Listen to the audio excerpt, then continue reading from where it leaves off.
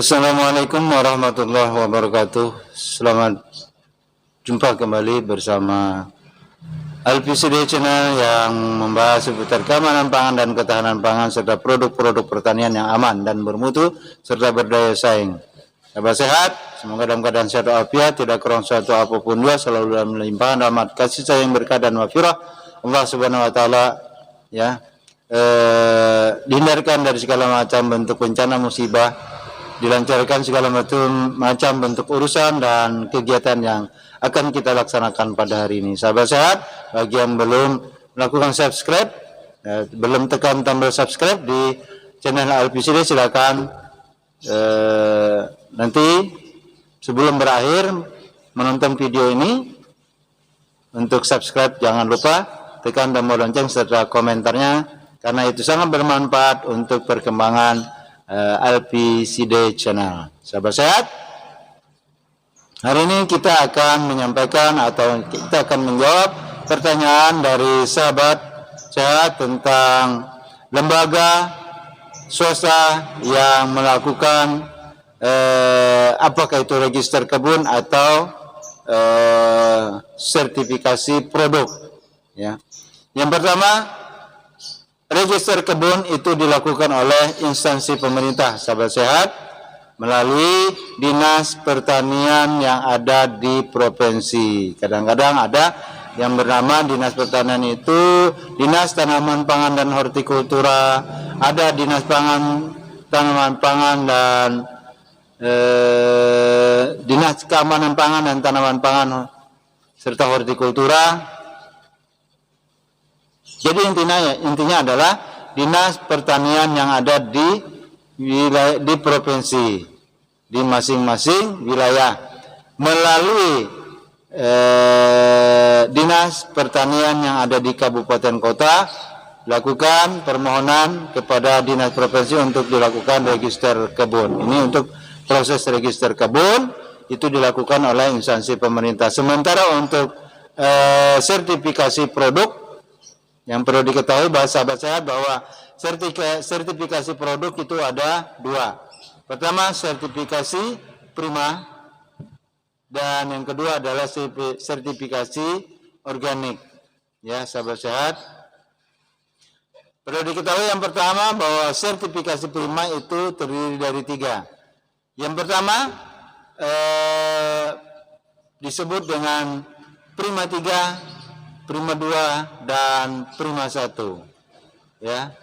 Jadi untuk sahabat saya ketahui bahwa sertifikasi itu ada, sertifikasi produk segar asal tanaman itu ada 3 kriteria, ada 3 grade, prima 3, prima 2, dan prima 1. Prima 3 dan prima 2 dilaksanakan atau dilakukan oleh otoritas kompeten keamanan pangan daerah yang ada di provinsi, di wilayah masing-masing, ya.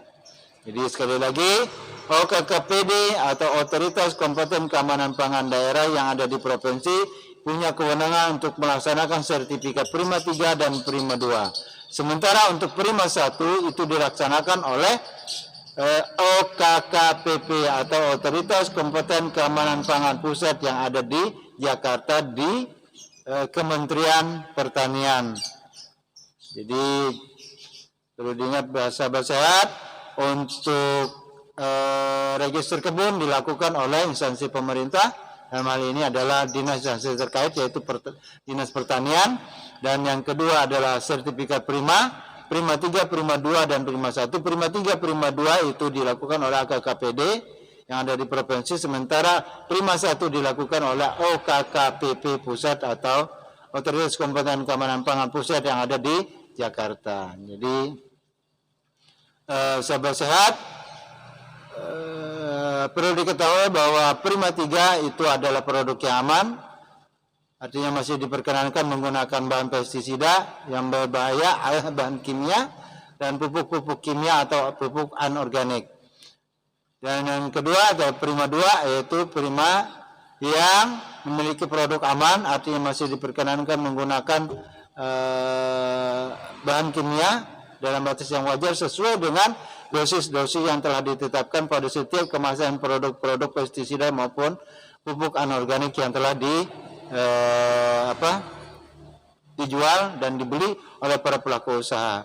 Jadi ada 2 prima yang disertifikasi oleh Otoritas Kompeten Keamanan Pangan Daerah. Prima 3 dan prima 2. Sementara prima 1 itulah produk yang aman, bermutu dan berdaya saing, ya. Artinya ini sudah mengarah pada penghindaran penggunaan bahan-bahan kimia, baik itu pupuk maupun pestisida.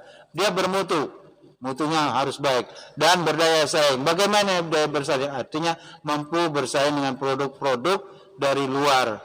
Kita ketahui bahwa sahabat sehat, sampai hari ini produk-produk luar yang masuk ke negara kita itu selalu membanjiri di pasar-pasar tradisional maupun pasar modern.